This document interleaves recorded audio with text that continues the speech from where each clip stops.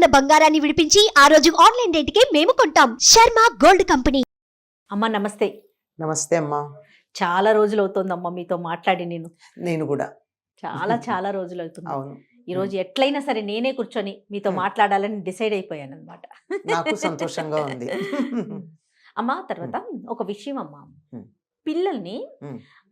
ఏ వయసు వరకు తల్లిదండ్రుల మధ్యలో పడుకోబెట్టుకోవచ్చు అమ్మా, వాళ్ళ మధ్యలో ఉంచుకోవచ్చు? అంటే పిల్లలకి ఊహ తెలిసేదాకానమ్మా. ఆహా. ఎందుకంటే మధ్యలో పిల్లల్ని పడుకోబెట్టుకున్నప్పుడు తల్లిదండ్రులు అన్నారు కదా, పిల్లలకైతే తల్లిదండ్రులు, కానీ వాళ్ళకైతే భార్యాభర్తలు కదా, అంతే కదా. అంతే కదమ్మా. మరి భార్యాభర్తలుగా ప్రవర్తించేటటువంటి సందర్భాన్ని పిల్లలు గమనించే వయస్సు వచ్చే వరకు పర్వాలేదమ్మా. అర్థమైంది. లేకపోతే పిల్లలు రకరకాల భావాలకు లోనవుతారు. ఉదాహరణకి తల్లి మీద తండ్రి చెయ్యి వేశాడు అనుకోండి, ఏమక్కర్ల ఊరికే ఇట్లా చెయ్యి వేస్తే కూడా పిల్లలకి పొజిటివ్ ఫీలింగ్ ఉంటుంది. మనం ఎవరి మీద వేసినా ఊరుకోరు కదా. అంతేగా. మనం వెళ్ళి అమ్మ మీద చెయ్యి వేయంగానే బిడ్డకి వెంటనే మా అమ్మ అంటాడు అని. అట్లాగే తండ్రి కానీ తల్లి మీద ఊరికే మాట వరుసకి పెద్దవాళ్ళు ఎదురుగా ఉన్నప్పుడు కూడా, అవునవును, అట్లాంటప్పుడు కూడా అలా చెయ్యి వేస్తే వాళ్ళు కొద్దిగా అని ఫీల్ అయ్యే భావం ఉంది కదా, అప్పుడు తండ్రి మీద వ్యతిరేక భావన కలుగుతుంది. లేదంటే తల్లి కొద్దిగా తండ్రిని ఆదరణగా చూసినట్టు కనిపిస్తే అప్పుడు తల్లి మీద కూడా కలుగుతుంది, తండ్రి మీద, ఇద్దరి మీద. అందువల్ల అంటే అందరికీ కలుగుతుంది చెప్పలేం, కొంతమందికి. కనుక అటువంటిది కలగకుండా చూసి ఈ భావనలు పొందే వయసు వచ్చే వరకు ఉంచచ్చమ్మా. కొంతమంది పిల్లలు 5-6 నెలలకే ఇలా గమనిస్తూ ఉంటారు, కొంతమంది ఏడాదైనా వాళ్ళకి అర్థం కానట్టే ఉంటారు. అందువల్ల పర్వాలా.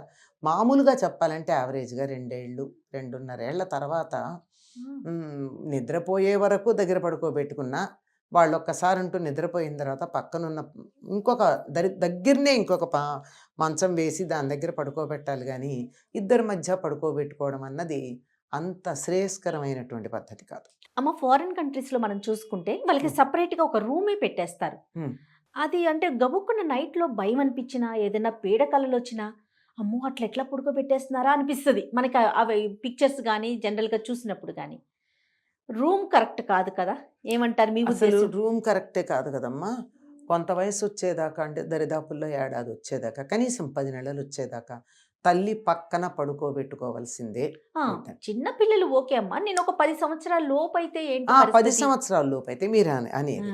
ఎందుకంటే తల్లిదండ్రులు మాకు దగ్గర ఉన్నారు అనేటటువంటి ఒక భద్రతా భావం చాలమ్మా వాళ్ళకి, దగ్గరికి ఏమి చేసినా చేయకపోయినా. కానీ అలాగని చెప్పి వీళ్ళు పిల్లలు దగ్గర ఉండగా తల్లిదండ్రులు కొంచెం దగ్గరగా ఉన్నట్టయితే వీళ్ళు భరించలేరు.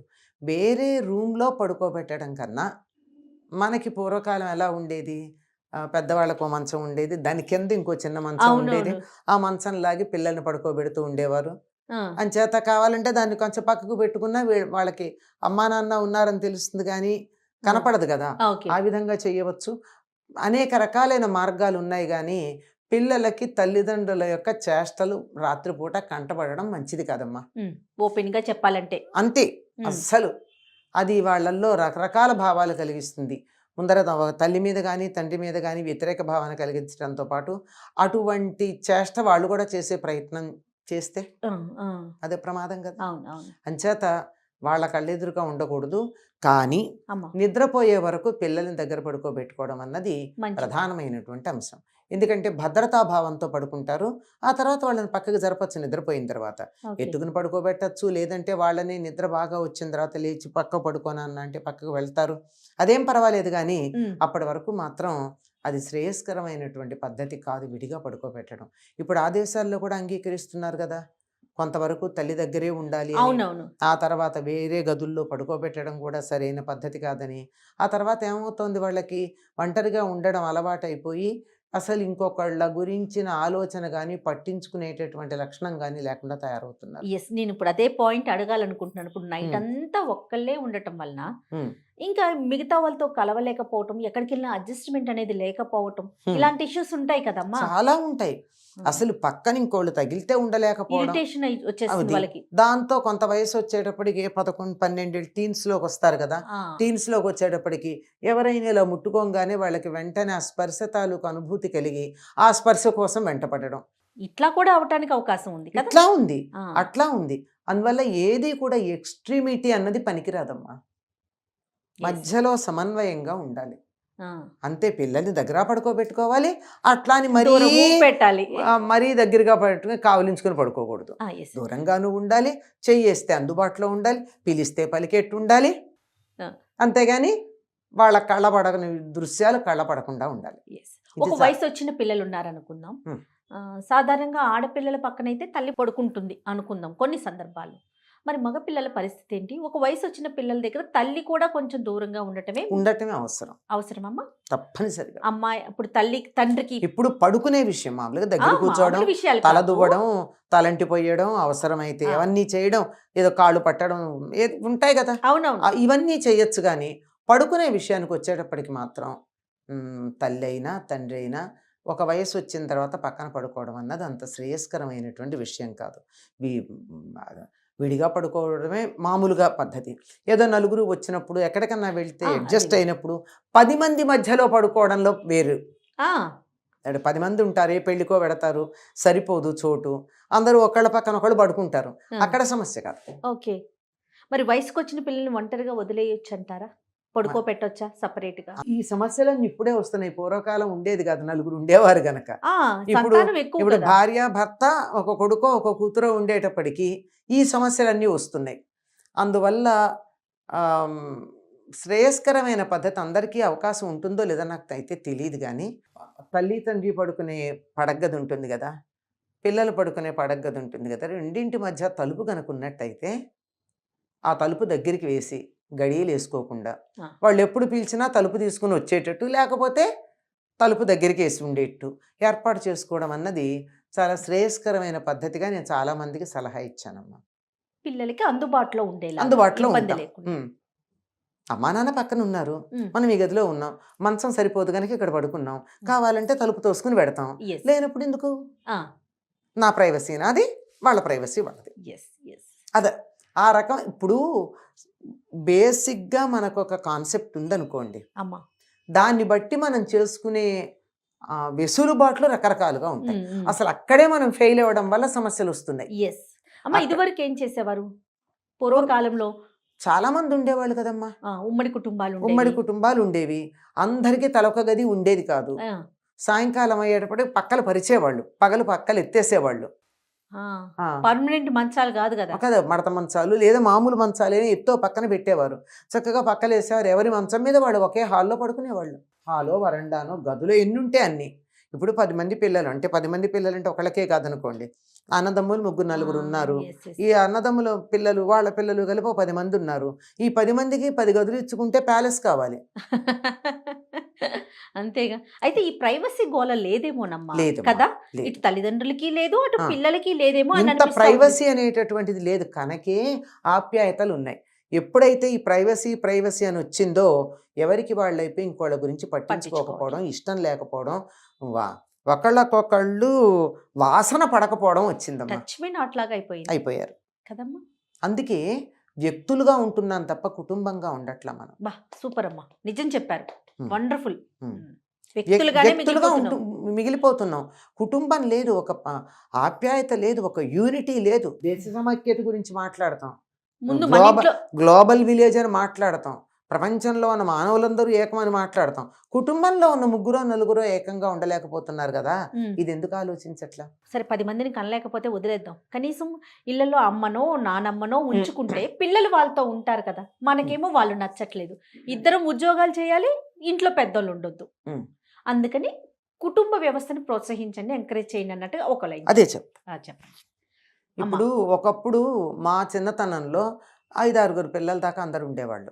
వాళ్ళే పెరిగి వాళ్ళు పెరిగేవాళ్ళు. కలిసి ఉమ్మడి పడుకోవడం. కుటుంబాల్లో ఉంటే 10 మంది ఉండేవాళ్ళు. అమ్మ. లేకపోతే కూడా విడిగా ఉంటే కనీసం 3 పిల్లలు. తర్వాత 1 or 2 వచ్చింది. ఆ తర్వాత ఓన్లీ 1 వచ్చింది. ఆ తర్వాత 1 ఆర్ నన్ను వచ్చింది, ఇప్పుడు నన్ను వచ్చింది.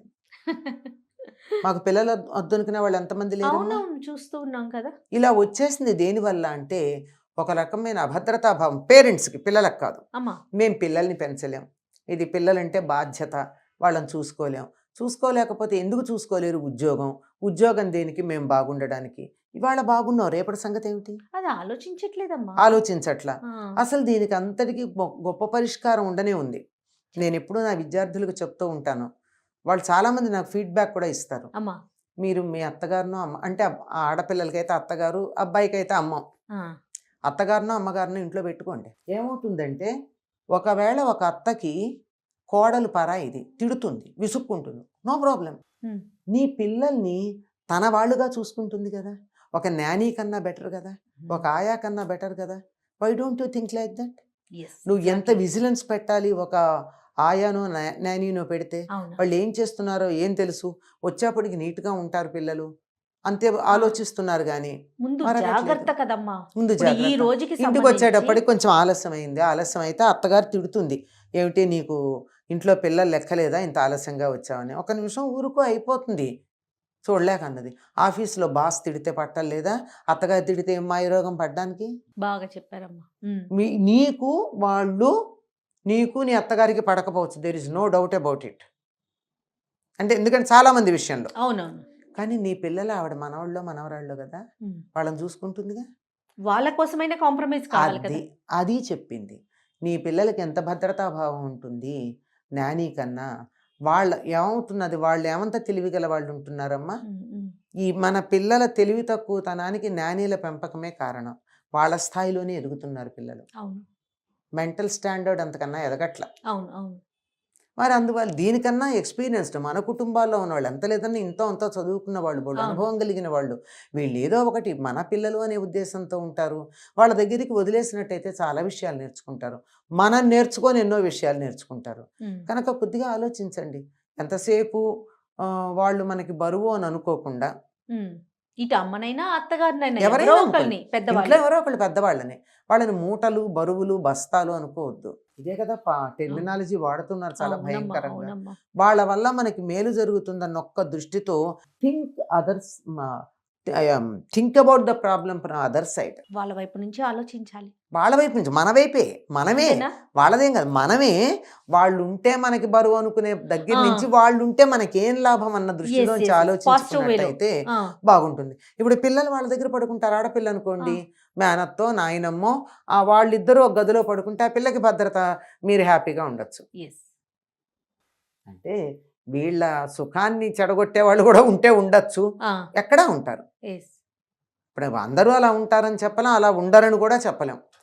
అందువల్ల మన జాగ్రత్తల్లో ప్రతి సమస్యని మనకున్నటువంటి పరిస్థితుల్లో మనకి చేతనైన రీతిలో దాన్ని పరిష్కరించుకునే ప్రయత్నం చేయాలి. Every problem is unique. చాలా బాగా చెప్పారమ్మా. నమస్తే.